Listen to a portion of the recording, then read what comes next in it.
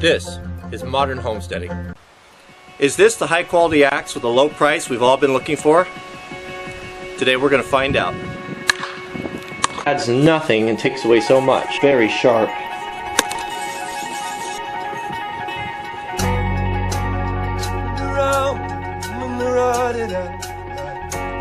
Now, for the star of today's axe show. What do we have here? What is this? I'll bet many of you haven't seen this before. I know this is new to me. This is made by a company called Marvels. Marvels.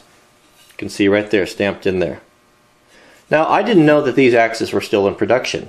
I, of course, know the story of the classic Marvels axe, which had kind of an integrated sheath, like aluminum or metal sheath that would fold up and cover the blade, protect the blade. And those are classics, but I figured that they were long since out of production. And this here is being produced under the same name. No doubt, most likely the company has changed hands and it's not what once originally was, but nonetheless, here we have it. What do we have here? We've got a hand-forged 1045 carbon steel head. We've got an American hickory handle. We've got acceptable grain orientation, and actually a really well-hung head. You can see right in there, look. You can see how the hickory there is very evenly squeezed out. We have the axe head sitting properly on the shoulder. We have a really nice wide wedge in there with proper grain orientation and mushroomed out. You can see that's in there really tight. We got a nice round step-in wedge. Those are nice, unless you want to try to get one out. Love the shape, very classic, small hatchet shape. It's really nice. Another thing that I really noticed, which is attention to detail and an additional expense, is that we have a proper hand swell, a little palm swell right there. So why is that unique? What makes that so special? Well, it means that they had to start with a thicker piece of wood. I mean, some manufacturers, to really cut costs, here's the Baco, for example, look how skinny that is. Why do they do that? They do that because they can start with a much thinner piece of material, thus having much less waste. It costs more, it takes a third more, if not more, material to do a handle like this, because all of this that they take down in this taper is all turns into shavings and sawdust. So this is a custom detail. But I'm going to save the best part of this for last. So how's the edge look? I'm surprised. I'm really surprised what a nice grind this is. You know, to be honest with you, this doesn't need any work. It's actually sharp. It's usable out of the box, or this particular sample is. Is it up to our normal standards? Well, of course not. You know, very few axes are. But with just minimal work on a stone, which we'll do here in just a moment before we take it out and test it, and to see if all that glitters is gold, I don't have to reprofile this. I don't have to put a file on this. I can simply touch this up with a stone, and I'm going to have a very nice edge. One thing that's kind of unique about those little marbles is that it carries more weight than I thought it would. You know, when I grabbed it, it has a very thin, petite handle, but a nice feel. I mean, certainly not up to the standards of the Grand Forest Brooks axe. You know, the handle perfection right there, the small forest axe. But I think it's very good. It's actually very, very good. And being American hickory, it's a beautiful shape. You know, look at the bulb, how it kind of bulges out there. It's very nice. But back to the petiteness, I thought it felt very petite, but it carries so much weight. Now, where's all that weight coming from? But when I look at it, I can see, you know, we compare it there to the forest axe, right here. It is much smaller, but it's got a lot of steel right there. But it really tapers down to a nice cut. You can see right there, those are similar cutting edges. This comes from a company who knows how to grind an axe. What I'm seeing here is that the Marvels company, whoever they are, they know how to grind an axe as well. And it's a great shape. So, a couple competitive options here, just to give you an idea of the size and scale. Again, Grand Forest Brooks small forest axe, you can see the two there together. It is smaller, but usable. Handle, quite a bit difference in the handle. We got another 2.5, 3 inches on the Brooks. Here is the Baco, the small hatchet. You can see. Let's swap these here. So similar in size, very similar in shape. similar in weight, but the Marbles has 1.5 inches on it. You know, Jack's little axe right there, classic American, small little American axe. You know, got a nice long handle. You know, definitely a usable handle on it. And then last, here's another competitive option: the Swedish hand-forged Husqvarna axe, carpenter's axe, which is a much heavier axe. But just to give you an idea of some scale. So I'm saving the good part of this, the best part. This is hand forged in El Salvador.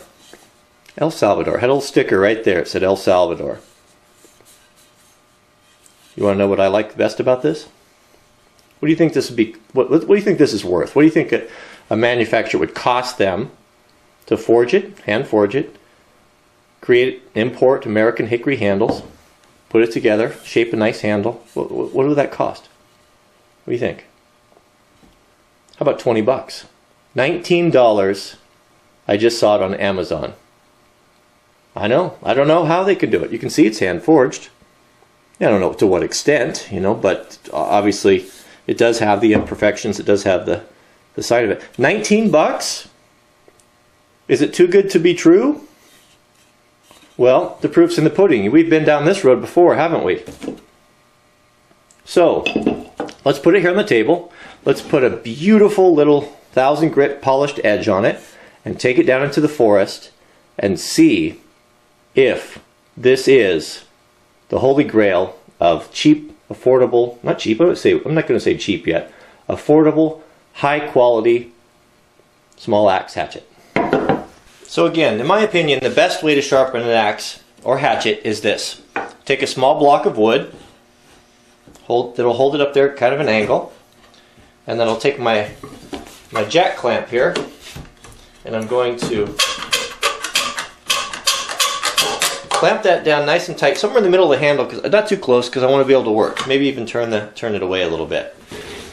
And using the stones from Edge Pro in Hood River, which is the best way. I start with I think this is like a 320 grit or something like that. We'll rough polish this edge out a little bit. Kind of keeping track of how much time we spend, how many passes we spend on one side, and repeating the process on the other. Now again, I store my stones in a little plastic container with kerosene or diesel, so that they're just saturated with it, and that's what you want. You can use water too. Now the sharpening's complete here. 300 to the 1000 grit finish. A very high polished, very sharp,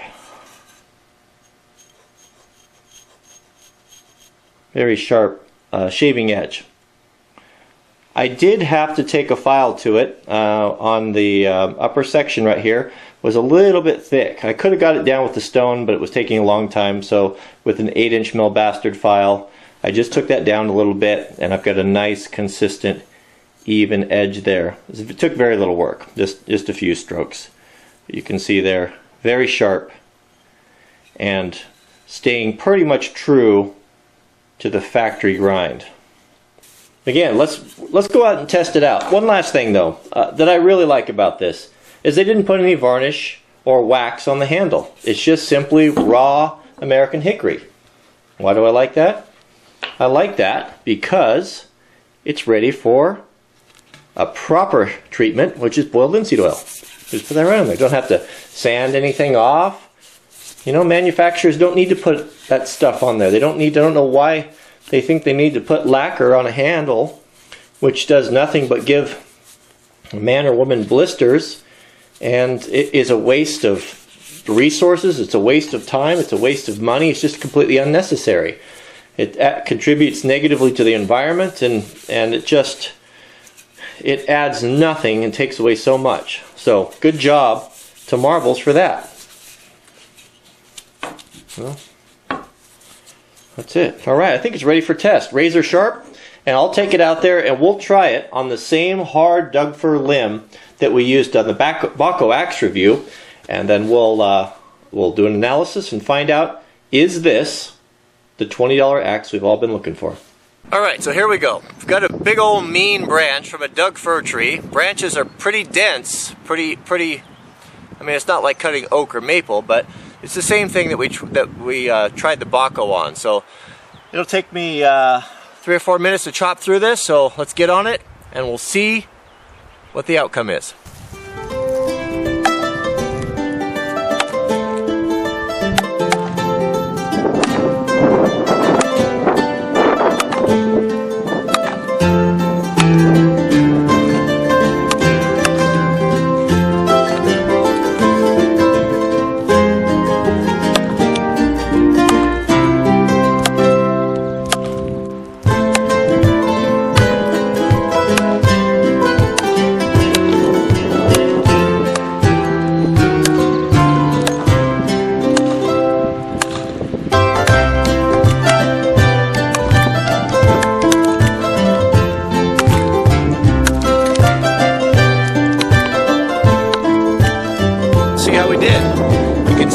Pretty good sized limb, and I made a point to cut through a couple of limbs, knots in there, and these knots on these fir trees could be just as hard as glass. So let's look at the edge here. The axe is warm from the friction, and no chipping, no rolling, and still sharp. How'd that edge hold up there for us?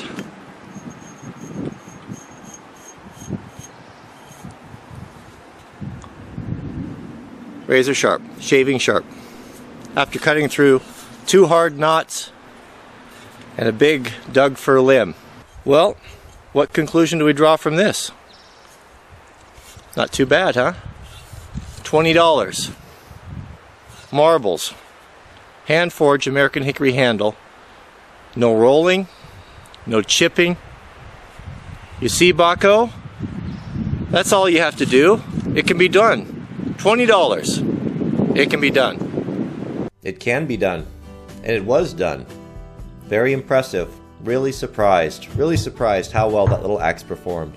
If you're looking for a starter axe, how about a gift?